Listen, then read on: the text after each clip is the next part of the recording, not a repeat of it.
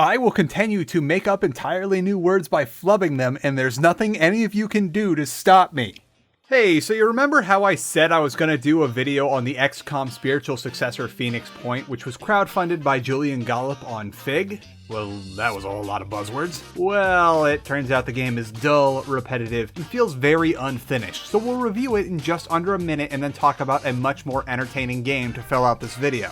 Phoenix Point was an ambitious game once upon a time, but that is not the case on launch. There are some cool things that this game does right off the bat, such as the aiming mechanic and how factions can and will go to war with one another, but outside of that, it's uninspired. Combat is extremely repetitive at best, and certain enemies are unreasonably overpowered. Whenever this game has a cool moment, it will be repeated again and again until it's been cheapened into being utterly mundane. Research is futile, as you will eventually find out that aside from plot progression, there is no real tech tree, and that everything you get is a side grade at best and can just be bought or stolen from another faction at the beginning of the game. Beyond that, the game is buggy, has long load times, and feels like a considerable amount of content might have been partitioned off from the main game to be in those 5 promised DLCs. I'll revisit Phoenix Point when all the DLCs are out. In the meantime, just play XCOM 2 or Xenonauts. Okay, we're done with Phoenix Point for the time being. Now let's talk about something that actually brought me joy to play. Hell must be freezing over because Steam's algorithm recommended me a game that was exactly what I wanted. Thief Simulator. Thief Simulator is made by the guys that also did House Flipper and like a million other sim games, and it's been out for just over a year now. It's regularly updated and recently got a major update where you can literally steal Christmas, and the devs seem to be pretty active on their Steam forums. This is the best purchase I've made as an afterthought, as I bought their bundle on Steam primarily for House Flipper, and so far I've played much more Thief Simulator than I have played of House Flipper or Mechanic Simulator combined. Playing Thief Simulator got me to thinking. Back before it was a dull, unpolished soft reboot, the fourth Thief game was going to be much more of a sequel than a retreading, and according to some interviews and leaked documents, Thief 4 was going to be a modern day take on the Thief franchise with a new protagonist pilfering things in present day, with a modern version of the Nameless City and an Assassin's Creed style of movement. Now don't poop yourself, this was back when Assassin's Creed wasn't done to death, so it was a good idea at the time. Too bad Ion Storm folded after all their talent didn't renew their contracts, and we never got this. Thief Simulator feels like it's a much better Thief 4 than the 2014 installment, and is definitely a better steal 'em up than the Dishonored games, which aren't really primarily about stealing things anyway. If anything, I'd be totally okay with calling Thief Simulator the unofficial Thief 5, because Squeenix doesn't seem to be very interested in making more Thief games. Thief Simulator currently has 3 major levels presented as neighborhoods, which each in turn have a number of houses or properties that you can hit. I say currently has 3 levels because the third one, Industrial Street, was added fairly recently, and the game is still regularly having new content put into it. There's a chance we might see a 4th or even a 5th level someday if things go well. In each level, every house is unique in how it can be entered, its layout, who is home when, what kind of stuff they have, and what kind of side jobs are available while you're robbing them blind, from smashing windows to stealing particular items for a discerning buyer, and smashing garden gnomes is surprisingly lucrative. Even with the same residents, you're going to have to go about it different ways depending on what you want to burgle or what time you want to come in. Which brings us to planning your heists and casing houses. Casing houses and planning your heist can be just as fun as the act itself. There's little morsels of information that can be bought online, such as where high-value loot items are, security system info, and even what time the tenants are home during the earlier parts of the game. There is also your tools of the trade that can help you figure things out, such as a concealable micro camera that lets you get a full layout of the house's tenants' routines, and a set of binoculars that let you mark high-value loot and tenant routines from a distance. There's some stuff that will need to be learned firsthand though, and it's gonna require you to get in there. You need to figure out which tenants or security guards are away from what you want to steal, what cameras are pointing where, and if there are any potentially unfortunate surprises like alarmed windows or a tenant that happens to own a gun. Can you put your car somewhere around the perimeter of the property where it's easy to load things into the house? Is this place even worth hitting? All of these are important questions that you're going to need to be very sneaky to learn the answer to. You'll have to get creative with your casing if you want to know everything there is to know. This includes climbing up onto old shipping containers to peep security's patrols from above, finding a gap in the fence where you can see the camera control box, and even climbing up on top of your own car in order to hop a fence. Whatever you gotta do. Setting up for a heist is its own game, and it adds a lot of depth to the experience. And then there's the actual act of stealing everything that isn't bolted down and then some. I know that I was jazzed up about how much stuff you could steal in the Thief reboot, but Thief Simulator takes it up to 11, which how much stuff you can shove into your backpack. Steal kitchen utensils, steal ornamental vases, steal cheap artwork, steal TVs, both old and flat screen, steal office equipment, steal video games, steal phones and jailbreak them for profit, steal Christmas, raid the safe for jewelry and fancy watches, steal guitars that no one will ever play but they look cool on a wall, steal a child's piggy bank because you're a monster. Steal a multitude of cars and chop them for parts. Steal a forklift. Steal Halloween from the spooky mannequins. Steal expensive artwork. And even steal money. This is like maybe half the stuff that you're able to steal from houses and businesses in Thief Simulator to pawn off or sell on the dark web. There's entire skill trees built around stealing specific things like smartphones or jewelry so that it can be safely fenced. You'll need to start small in what look like double-wide trailers, but as you get more skills and advance in the story, you'll work up to detached homes, big old compound houses that are pretty much their own map, and a whole lot more. You'll eventually be forced to enter houses that are always occupied, and later places that have 24-hour security patrols, which is where the real fun will start. Getting caught. Despite the very indie feel that I get from this game, which we're gonna get into in a sec, Thief Simulator is one of the very few stealth games I have ever played where getting caught isn't grounds for an instant reload. If anything, it's the only first-person stealth game I've played where getting caught can make things more fun. Early in the middle-class neighborhood where there aren't any security guards, house tenants will often panic upon seeing you and just get into the cower position, which can yield some hilariously awkward encounters before they realize that they need to call the police. Just enough time to stuff their stereo into your backpack right in front of their faces before getting out of dodge. You'll get a few seconds before the cops are on their way and onto the scene, which will help you figure out if you want to run or try hiding somewhere on the property so you can nick more stuff. Cops will detain you if they find you, and if security guards get close enough, they'll give you a good tasing, but we'll get into them later during the bugs part of the video. Sometimes between 10 to 30 seconds just isn't enough to make a break for it if you're in a certain area, and you're going to be forced to hide. I think this is the only game where hiding inside of a closet when you're detected is a viable one, and then you can get creative with your hiding spots, especially if the neighborhood is already on high alert from your antics. Sometimes you have to do creative stuff like camping out in dumpsters, hang out on the roof if you have the right tools, or in a garden shed with all the remains of the innocent gnomes you slaughtered. You monster. You'd better be good at hiding too, especially in inconspicuous places on properties, because sometimes the only way to get to something that's of especially high value is to get into the house early in the day and wait for the guards to change their shifts so that whatever you're looking to steal is unguarded. If an exit is unguarded and you've got everything you wanted, there is always booking it, but if the cops see you, there's going to be quite the chase. You never run out of stamina in the middle of the chases, but neither do the policemen who are going to chase you, who also run at the same speed as you. So you're going to have to get creative if you want to lose them. And you'd better know where all the spots you can run and hide around are, and all the places where you can break line of sight, because cops are determined in this game. If they don't have any beat on you, or if no civvies have seen you, they will give up after a couple minutes, but once they see you, it's on. Sometimes getting caught is even the solution to breaking into a place when the security is just a little too tight to have any blind spots. In the late game, the mall cops are actually going to have an idea of how to guard a place, and there won't be any major holes in the security system. If you look closely at a place you're casing, you'll see that there's a way to get in without tripping the alarm, but there's almost always a security guard hanging out there. So what do? You creep along the perimeter of the building that's farthest away from the Paul Blart trio, and then you intentionally let a security camera spot you. The guards will come barreling towards the spot where you were last seen, leaving the entrance unguarded, while you sprint around the long way, just missing the security team, and scramble up a drain pipe onto a balcony where they left the door open, and you can just hide out until the heat dies down. Bam, you're in. Clean the place out and take all the expensive tech, and before you leave, grab yourself a keycard so you can just sneak through the front door unguarded next time. Okay folks, we're gonna take a quick little break to talk about a sponsor I rejected because of poor terms or how questionable a product was in a new segment I'm calling the Anti-Sponsorship. Brought to you by the Charlatan Wonder Patreon supporters.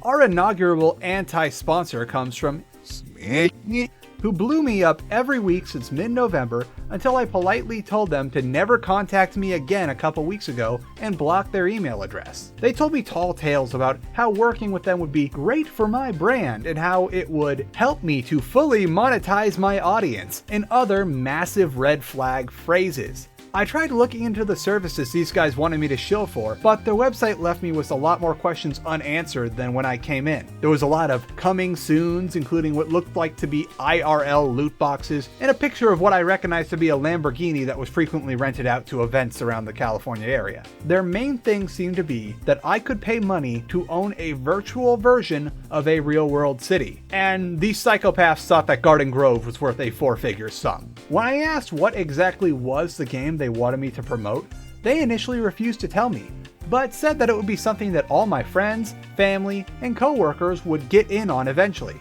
A very MLM statement, if you ask me. They kept asking me to get into a go-to meeting type call so that they could pitch me, but I refused until they told me what the heck it was they wanted me to sponsor. They finally copped, and by their explanation, they had blatantly built a monetization system with a game as an afterthought, and it was made by ex-devs from companies that no person who talks about games on the internet would in their right mind associate with. The best part was that they were going to have me buy my own territory or plot of land, which would cost me at least $1,000. And I got a feeling that these guys thought if that they threw enough influencers at this sort of thing, the general public would just look the other way at just how awful of a game they were making and how obviously it was meant to just milk people of money. No dice from me. Now, you too can help me fight off questionable sponsorships like this and many others by pledging any amount to patreon.com/charlatanwonder. Even $1 can help me stave off terrible freemium mobile games and whatever the heck this thing was supposed to be. Click the link in the description to learn more about how you can fight the good fight. Now, back to our feature presentation. When you start to think about it, Thief Simulator is a better sequel to Deadly Shadows than Thief 2014 or the Dishonored series, as it more closely resembles the ideas behind the original games and the original plan for the fourth Thief game. I'm not talking about when it was Thief 4 or the overly safe reboot that pleased no one, which we got in the end, but when Thief was still an Ion Storm series and they were planning on making it Thief 4, the Dagger of Ways. The original Thief 4 was planned not to take place in the old city, but in a new, modern version of the city. It was a maybe Garrett, maybe not Garrett, having to creep through a neon jungle to steal things from people's home. Little is known about the Dagger of Ways version of Thief 4, but aside from supernatural elements, which a recent update sort of added to ThiefSim, Thief Simulator feels like it's the closest we're gonna get to that version of Thief 4 unless something spectacular happens. If Deadly Shadows was anything to go off, open level plans like the one in ThiefSim would be a thing, along with fencing your stuff off to specific people and then buying gear at other places. The protagonist's purchasing of new gear to take new,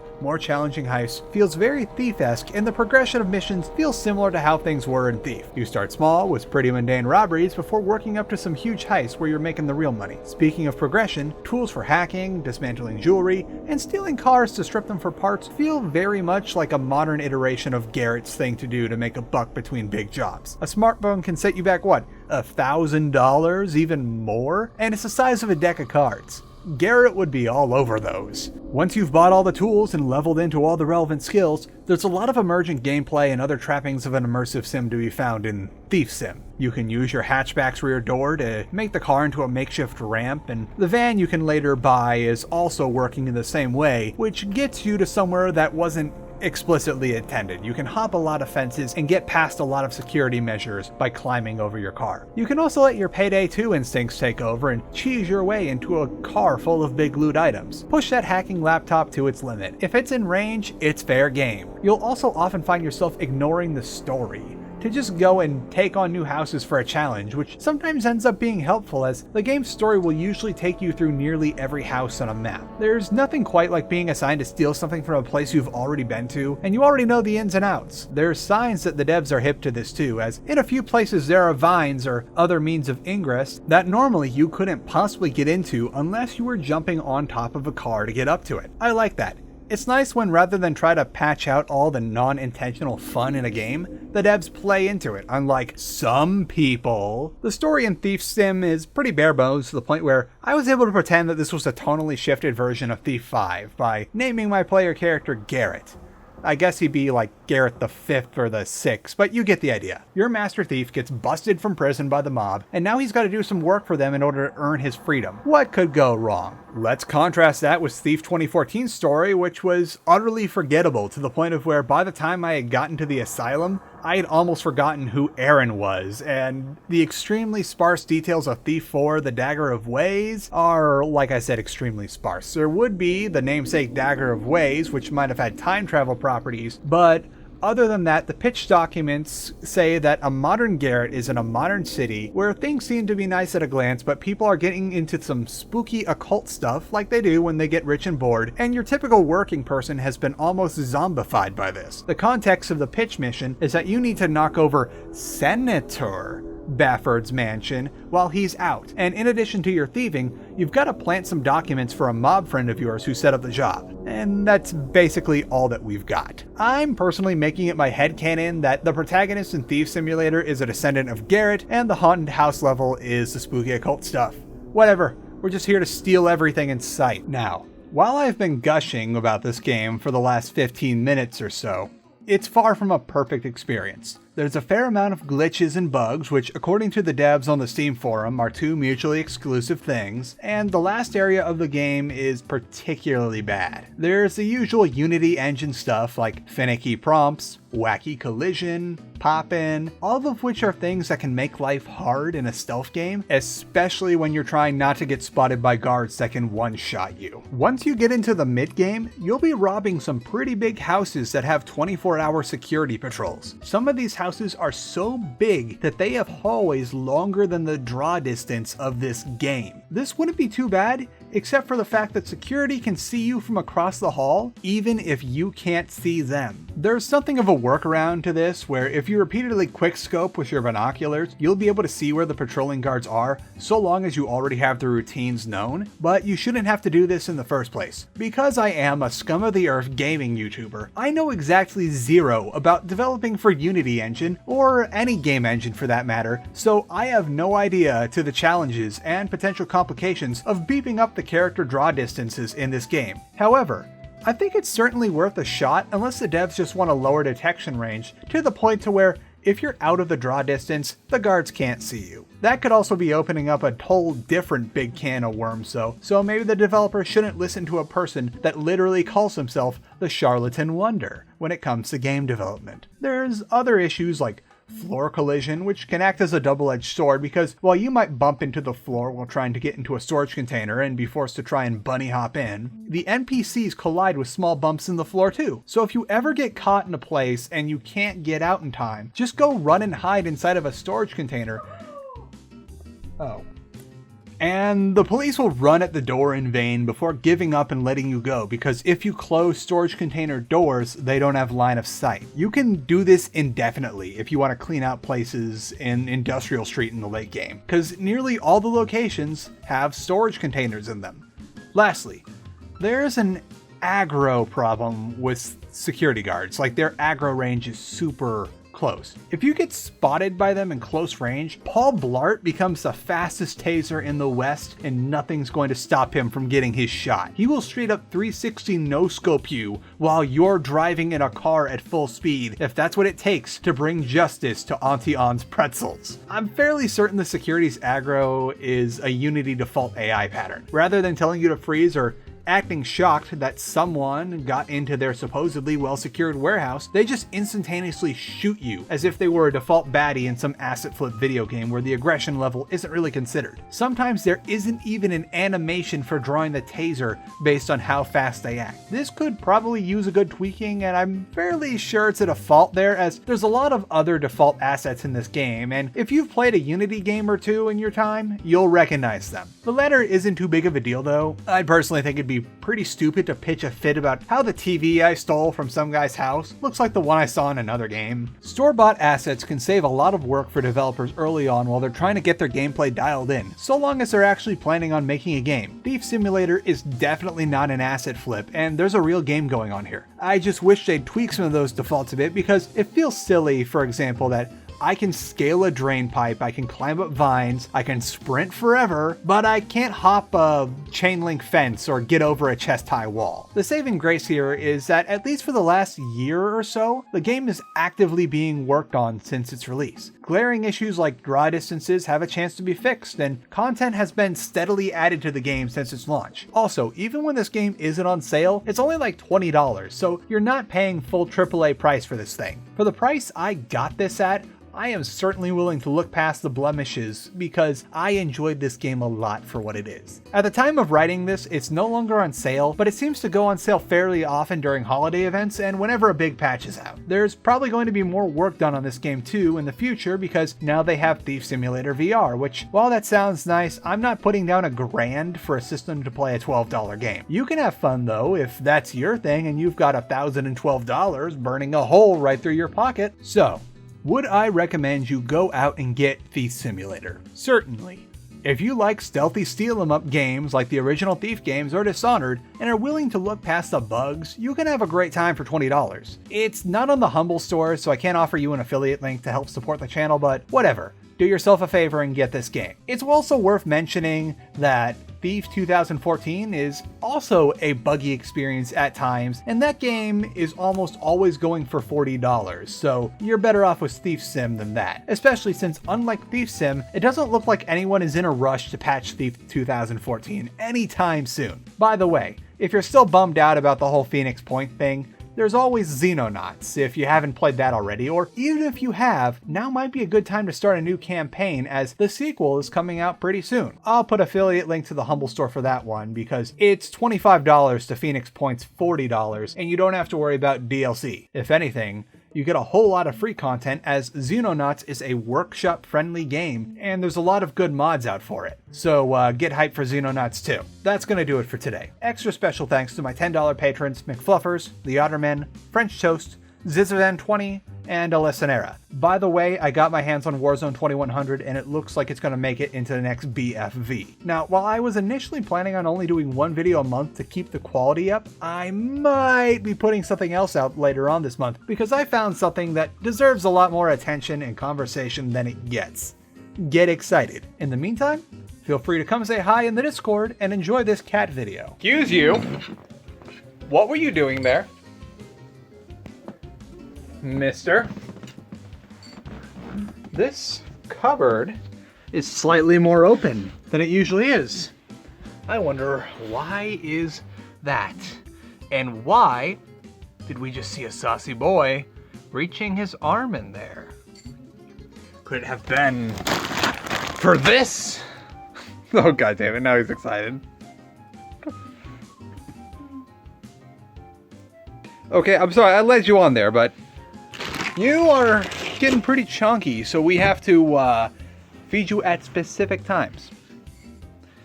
No more screaming and getting food. Okay, you're just so chunky. You're like, let me do just about anything to him because he thinks he's gonna get fed. Which is rather disappointing. I thought I raised a smarter son than that. Look at this. Look at this chunk. Look at all that chunk. You're what, 14 pounds? 15? You're heavy set.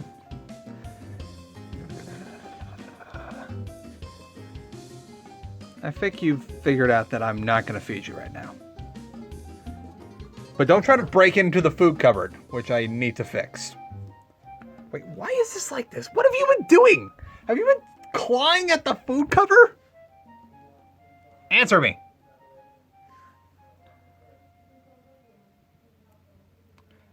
You've been a very saucy boy.